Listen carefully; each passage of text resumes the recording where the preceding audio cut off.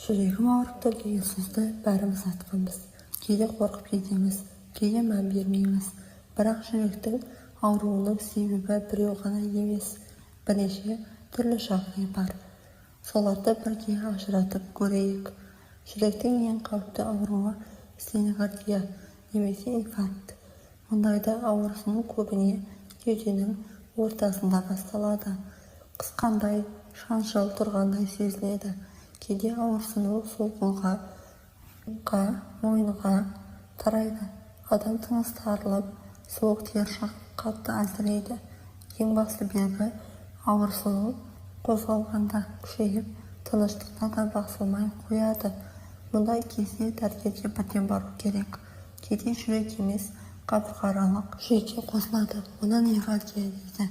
Бұл ауырсыну көбіне ине шаншығандай өткір болады.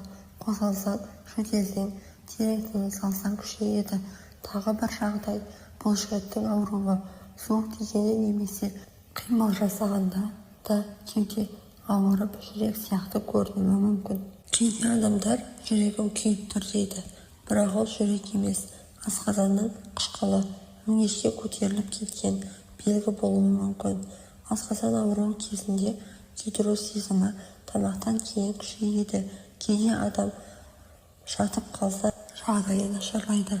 Сондықтан жүрек ауырып тұр дегенде бірден жүректі кінәламай, асқазанды да тексеру керек. Әлемде адамдар ең көп өлетін ауру жүрек қан тамыр ауруы, бірақ оны алдын алуға болады. Дұрыс тамақтану, майлы тұздыны азайту, қимыл қозғалыс, күніне кемінде жарты сағат жаяу жүру, стрессті азайту. Ашуланған кезде жүрекке жүк түседі. Темекі мен алкогольді қойсаң, жүрек саған рахмет айтады.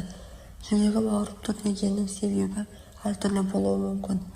Нағыз жүрек ауруы жүйке, бұлшық ет және асқазан бастысы қауіпті белгілерді ажырата білу. Егер ауырсыну қысқандай ұзаққа созылып, қолға, мойынға берілсе, дәрігерге баруда кешіктірмеген жөн. Жүрек ағзаның моторы.